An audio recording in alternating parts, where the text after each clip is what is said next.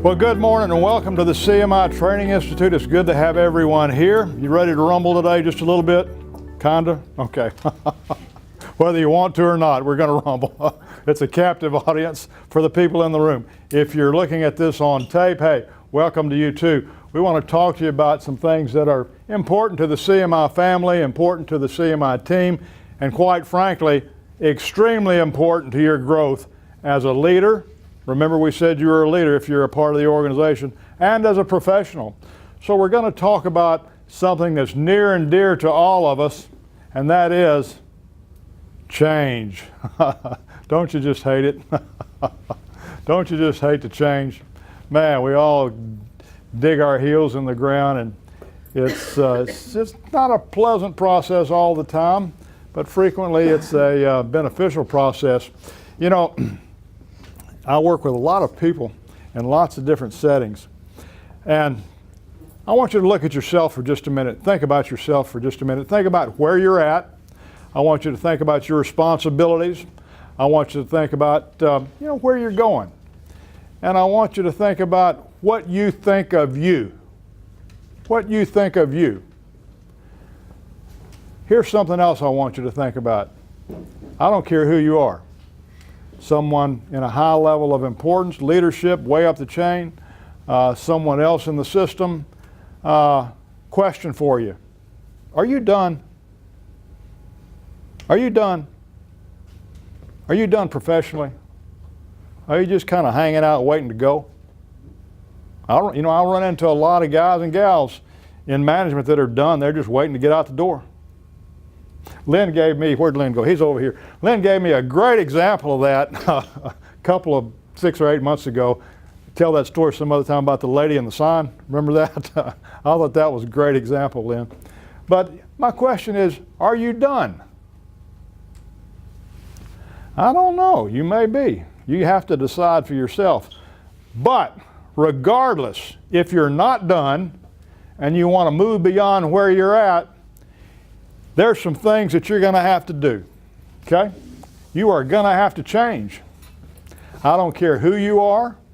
If you ain't done, excuse my language, and you're moving up and on down the stream, if you're moving into higher levels of professional competence, if you're moving into a new relationship with your family, new leadership in the community, if you're moving forward, you're going to have to change or you're going to be right where you're at. Period. It's required. So when you join the CMI team, we want you to change for the better. As a person, number one, as a professional, number two. We want to help you grow personally. We want to help you grow professionally. And you know, the neat thing about the principles that we teach is that they're applicable at home, they're applicable on the job, they're applicable anywhere you might land. You can apply these principles anywhere. That's neat, isn't it? You can take them with you. You can put them in your back pocket and take them anywhere you go. So here's the deal. I get a lot of pushback on this. Here are the 3 things that you have to change if you are going to move forward in your life. Here are the 3 things that I have to change. And I talked with Allison in the focus group about me changing yesterday. Here are the 3 things I have to change if I'm going to move forward in my business. If Carol and I are going to move forward in our consultancy, this is for real. I have to change the way I look and my professional posture. I have to change the way I think, and I have to change my associations. Those are the 3 core things you have to change if you're going to move forward. We used to say you might need to change one of these things. I don't believe it. You need to change all of them. I'm telling you, you need to change all of them. Now, when I tell someone they need to change the way they look, the first thing they say is, wait a minute, you ain't going to tell me how to dress. You're not going to tell me how I need to fix my hair. You're not going to tell me, how to look. And they say, you mean you're going to tell me how I'm going to have to change some of that stuff? What I wear, how I look, all that stuff? And my answer to them typically is, maybe. Maybe. And so why is that important? Why is that important? Listen to me. I want you to be relatable. Okay? Get rid of barriers that run people off and keep them away from you. It may be related to the way you look. When I was doing this presentation for a bunch of construction guys, Carol and I were doing it for some guys, and the supervisor stands up and he says, "You mean I got to wear a shirt and tie to work every day?" I said, "No, you don't. But I do want you to look squeaky clean. I do want you to look like you're the boss. I do want you to look like you're in charge, and I don't want you to look like a bum when you show up here every day." He says, "Me?" I said, "Yeah, you. I want you to lead the way with your team. I want you to be an example of excellence." And that does have something to do with the way you look physically, right? Absolutely. Absolutely. I know you guys have certain standards, right? And that's highly important. Matter of fact, I think that's one of the most important things. So the way you look physically is important. But here's the real deal with the way you look, in addition to the way you, in addition to the way you dress and all that stuff. Yeah, we want you to dress like a pro. Yeah, we want you to look like a pro. But Chip, I want you to act like a pro. I want you to take a good, solid look at your posture. Can anybody explain to me what I mean by posture? The way you carry yourself. The way you carry yourself. Correct. Carol, talk to us just a little bit about posture, if you don't mind. I'm going to go over here where Carol can talk into the mic, and you know. Well, to me, posture is more than about how you look. It's how you present yourself. When you show up on the scene, do people recognize you as someone who's professional, as someone who's competent, as someone they can trust to get the job done? And to me, that encompasses posture. What do they think about you when you show up? If you show up to draw blood from me and you say, "Well, now this is the first day I did this," and your hand's shaking a little bit, guess what? You're going to have to find someone else, because I don't want you taking care of me, right? Right. I don't care if it's the first time you did it. You need to be confident, you need to be positive, and you need to be professional in how you show up to interact with other people. That's good. Hey, that actually happened to me. I didn't prep her for this, but that actually happened to me. I was having to give some blood after some treatment, and this lady says, "You know, I'm new here, and I'm just getting started." I said, "Oh my God." I said, "You got to be kidding me." She said, "No, I'm new." And you know what? She didn't do a very good job, and she had to go get somebody else. But here's the deal with that. That was not good. Her posture was really weak and not confident. So I want you to think about how you look when you walk into the room. Are you walking in with, "Hey Charles, what's going on today, man?" Are you walking in the room with confidence? Are you in charge and large? And I'm not telling you you've got to be like Donald Trump, but is your presence recognized? Okay? Is your affect appropriate? In other words, do you need to put a smile on your face once in a while and say something nice to people? And when you walk in the room, now get this, gang, because I'm going to measure you on this one. Do you make a point to go around the room and shake hands with everybody you don't know? Or do you even make a point to say hello to everybody and make sure you're the first one to say hello? Seriously, or do you wait for me to come up and speak to you? That's a question. Boom. That's the truth. Hey, take charge of your culture. What's your posture? Tommy's great at this. He's the most welcoming person in the world. His posture is always fantastic. Yeah, hold up your hand. There's Tommy. Tommy's got great posture, and I'm not just talking about the way he stands. You know something? I have yet to hear Tommy say something destructive. And I've known him closely, worked with him closely for, I don't know, 3 years or something like that. So, the way you look, I want you to look like a pro. Yes, I do want to make sure that your hair is combed. Yes, I do want you to look like you're the supervisor if you is one. And if you're not, I want you to look like you're on the team. The way you look is important. Your affect, the way, you know, everybody knows what affect is, right? Attitude. the way you present yourself with your speech and voice, your posture physically, all that stuff, eye contact, all that stuff, that makes up your posture. So the way you look encompasses the way you present yourself physically, the way you present your affect, the way you walk into the room. Here's a big one. Number 2, we're going to work on this today. I'm going to give everybody a homework assignment. Not right now, but when we're through with this little clip here, but I'm going to talk to you about it. So, how do you change the way you think? How do you change the way you think? You know, have you ever wondered, why does all this goofy stuff keep running around in my head? You know, why won't it just leave me alone? You know, have you ever thought about that? How does this goofy stuff manage to show up all the time? Well, because you've got room for it. You've got room for it. I'll say that again. You've got room for it. You let it lay there.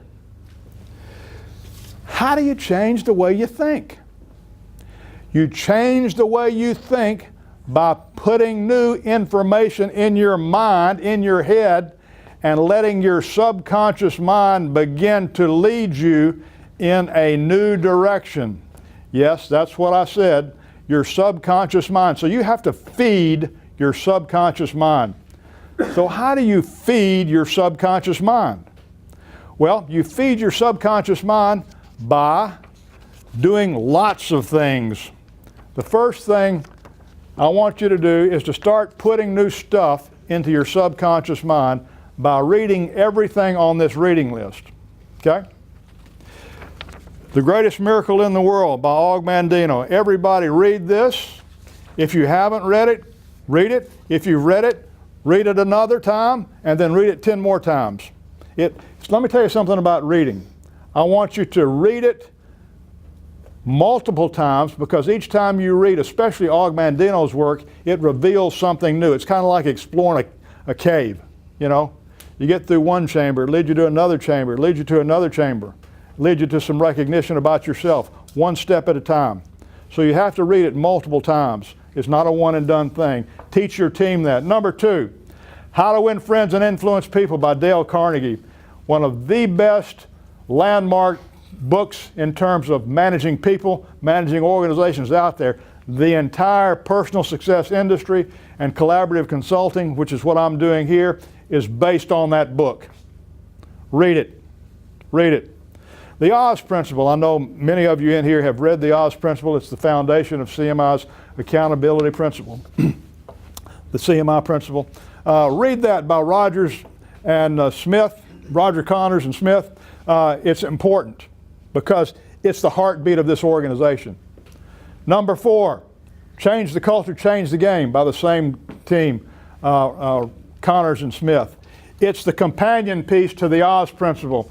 And Gina and Melissa, kind of new to this, but that is, in terms of dealing with issues in the corporate workplace, this is the book. Okay? This is the book.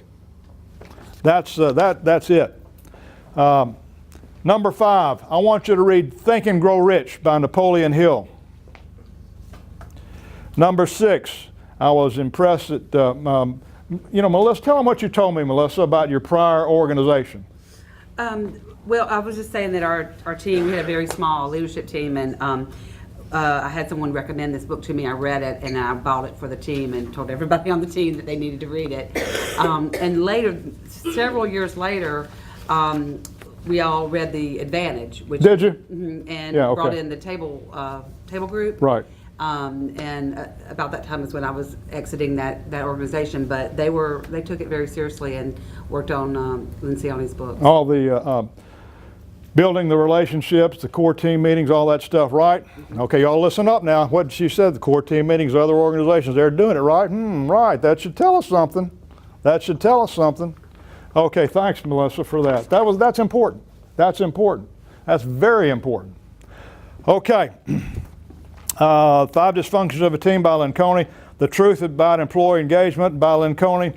And here is what I consider to be one of the most powerful pieces out there, The Strangest Secret by Earl Nightingale. You can listen to that on YouTube. So how do we put new stuff in our head? We read. Now here's what else I would encourage you to do. All of us, including me. Yes, you do fall below the line sometimes. Get a journal and journal as you read. Get a journal and journal as you read. Here's my assignment for you. You've heard me say this a gazillion times.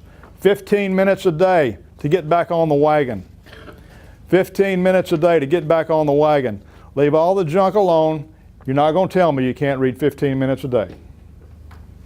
Read 15 minutes a day. My suggestion is that you do it at a prescribed time each day. My suggestion is that you do it either early in the morning or late at night. My suggestion about reading late at night is that's a good time because it plants seeds in your subconscious mind. That is not mumbo jumbo, that is the truth. The evening before you go to bed, going to sleep with some good thoughts is important. Okay, so we talked a little bit about controlling the way you think. Why is controlling the way you think important? It controls your behavior. The way you think controls your behavior, team behavior, your habits, your attitudes. The way you think, I know this sounds a little simplistic, controls your daily routine. If you got goofy stuff in there, your daily routine is going to be goofy. Yeah. Affirmations. Did I spell that right? No. It was late. It was late. It was late. I didn't think I did. I was seeing double. Anyway. But you saw it. Anyway, that's all right. Well, you get the idea. You know, I kind of like the way I spelled it. You know, we're not looking. We're looking at the whole picture here, not the dust on the frame, right? I'll change the slide. But I can count and add and subtract, can't I, Tommy? I know about money. I can do the money thing. I just can't spell. You know, that's it. That's it. I can figure out how much we owe everybody. Okay, so we're going to talk about affirmations. And we're going to do this today as an exercise. I'd encourage you to do this with your team. We're going to give you instruction about how to put new material into your subconscious mind using affirmations and reading today. Okay, now let's talk about this associations thing for a minute. Do you have to change associations? I got a news flash for you. If you're going to move up and out, if you're going to, even on your team, okay? I'll say that one more time. Even on your team, if it's the nursing team, if it's the dietary team, I don't know, it doesn't matter what team it is, even on your team, yes, you're going to have to change your associations. I want you to hang out with folks at your peer level and above. Okay, I'm going to talk a little more about that in a sec. You may have to leave some people and some things behind as you grow and move forward. I'll say that again. You may have to leave some people and some things behind, Logan, as you move forward. It's the people that you leave behind that is important to think about. You may have to leave some people and some things behind. So, what does that mean to a nursing team? That means if you're on the nursing team, you need to get away from the yeah and don't associate with that stuff, right? That means if you're at an organizational leadership level at a little different spot, associations means, maybe I need to talk to people in the organization a little more. Maybe I need to get up and interact with them. Maybe I need to get out in the community and build buzz and relationships in the community on purpose. On purpose. Not accidentally. On purpose. Carol and I had a marketing company a number of years ago, a long time ago. So I'd leave town. I said, Carol, I ain't going to be back until I get rid of these 20 marbles in my pocket. Okay? Sometimes it'd take me a day. Sometimes it'd take me 2 days. Sometimes, I'd come home in 6 hours. No, I wasn't, not to Carol's house. But here's the deal with that. I'd stay out building relationships until I built 20 new relationships. On purpose. Listen to me. On purpose. I want you to seek people out. I want you to write this one down. Ask them to help you. Is that goofy or what? Ask them to help you.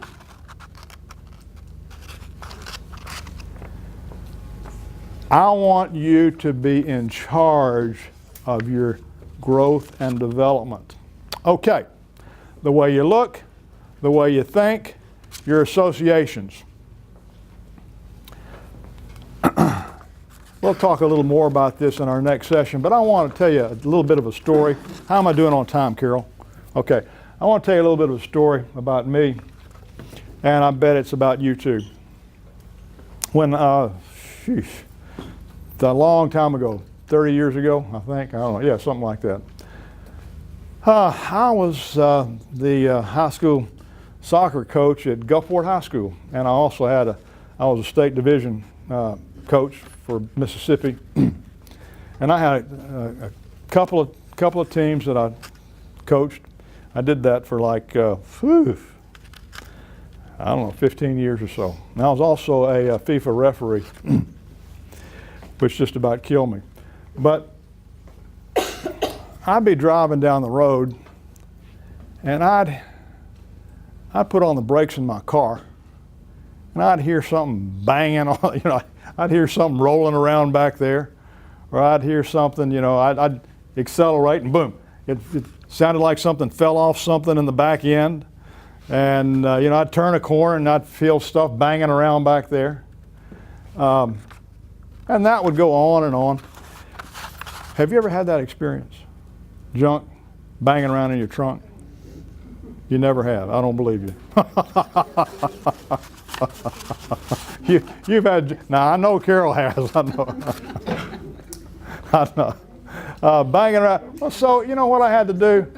I had to stop and take all the junk out of my trunk. I really did. Because it was annoying me and it was holding me back. So I want you to think about it. What's banging around in your head? What's banging around in your relationships? What's the junk in your trunk that you need to get rid of? Could be a relationship, could be an attitude about yourself. You know something, one of my clients in Chicago owns a personnel agency, and she came to me and said, Wallace, will you help me with developing my organization? And so we went through the cultural change thing, kind of like we've done here. And so I said, well, how come you don't go after bigger clients? Why don't you do that? And she says, well, I'm not sure they'll talk to me, and I don't offer the services they need, and I don't this, and I don't that, and I don't do whatever it is, and I'm not big enough, and they're bigger than me. And I said, wait a minute. I thought you said you wanted to expand your business. And she said, well, I do. I said, well, listen, you need to switch your associations up a little bit here. I want you to go out and talk to everybody you don't want to talk to. I want you to talk to some of these big fish. I don't care what they tell you. I want you to start talking to big fish, building relationships with big fish, and see what you reel in. Whoa, she reeled in $1 million contract. I didn't have a percentage relationship with her, so I was kind of sad about that. But I said, wait a minute, aren't I supposed to get some of this? Hey, well, that's another story. Anyway, but that's a point. That's a good point. And here's what the point is. If you apply the principles we teach here, they will have a positive result. Hey, that's the end of this segment. What does everybody want from you? Thank you and good night. We'll see you later.